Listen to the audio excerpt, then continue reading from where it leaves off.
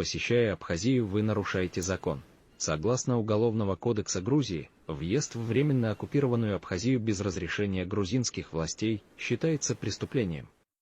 Нарушителям грозит уголовная ответственность, включая штраф или лишение свободы. Абхазия временно оккупирована Россией, находится вне контроля Грузии и управляется Кремлем и его марионеточным режимом. Именно поэтому нахождение там без разрешения Грузии незаконно. Но это не единственная причина, по которой поездка туда может стать опасной.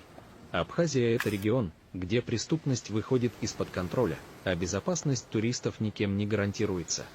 В этом регионе могут избить, ограбить или даже убить, и никто вас не защитит.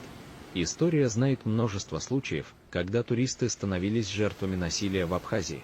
3 туристов были расстреляны на дороге в районе Гудауты. Во время ограбления был убит россиянин, а его спутницу жестоко избили. Семья попала под вооруженное нападение, в результате которого мужчина был убит, а его жена ранена.